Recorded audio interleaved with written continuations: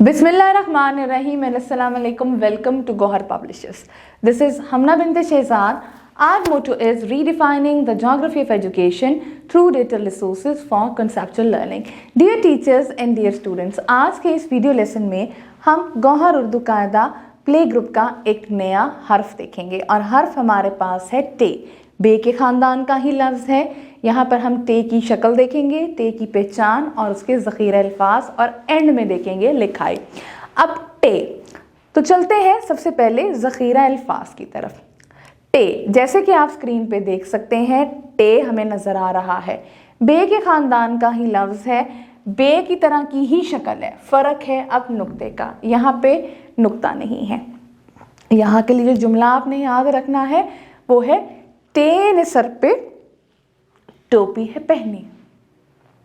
टे ने सर पे टोपी है पहनी, यानी कि अब ये टोपी है। हमारे पास ऊपर इसकी शक्ल मुख्तलिफ होगी, यहाँ से बच्चों को याद रहेगा। तो देखते हैं ज़ख़ीरा अल्फाज।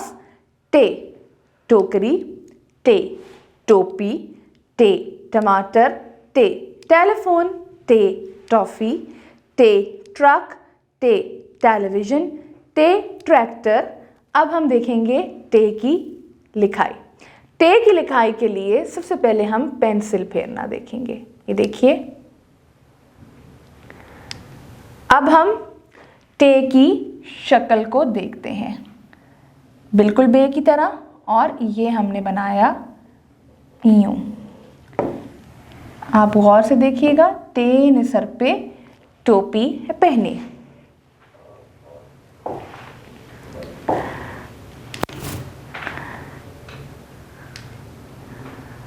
एक दफा फिर लिख के देखते हैं।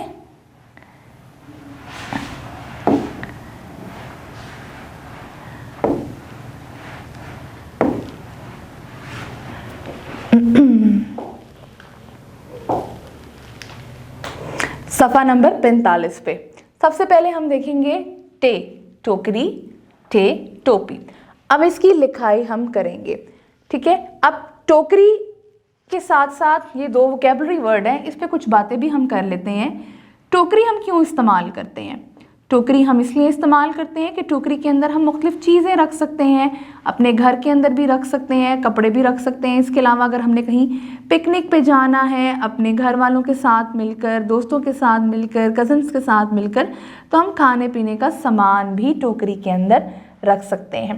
टोपी हम सर्दियों और गर्मियों में पहनते हैं। क्यों पहनते हैं भाई? सर्दियों में इसलिए पहनते हैं ताकि हमारा सर गर्म रहे, हमें हवा ना लगे। सर को हवा लगेगी तो बुखार हो सकता है, ज़ुकाम हो सकता है। और गर्मियों में इसलिए पहनते हैं कि धूप से बचा जा सके।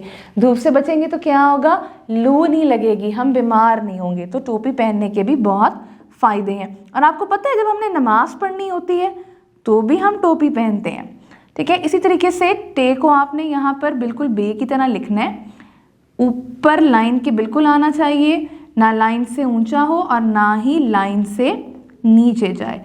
और ये आपने पेंसिल मेंट करके प्यारा सा लिखना है। आप देखेंगे ख़राब हो गया मेरा, हालांकि मेरा डिजिटल पेन है, सही थोड़ी सी राइटिंग में प्रॉब्लम आएगी, लेकिन जैसे ही ख़राब हो, आपको बताने का मकसद ये था, वहीं से आपने इसको हेल्प अपनी टीचर की लेके अरेज करके इसको नीट सा लिखना है। 2 लाइंस मैं आपको लिख के दिखा रही हूँ, बाकी की लाइंस आपने अपनी टीचर की हेल्प से कंप्लीट करनी है और प्यारा प्यारा लिखना है। टे टे ने सर पे टोपी है पहनी। सफ़ा नंबर 46। सफ़ा नंबर 46 पे लिखाई है और लिखाई में अब सारी दोहराई हमारे पास हो रही है। दोहराई से मुराद क्या है कि जितने भी अब तक के हमने हर्फ पढ़े हैं, जितने भी हरूफ पढ़े हैं, अब हम सबको एक दफ़ा लिख कर देखेंगे। अलिफ आ, अलिफ मद्दा आ, बे,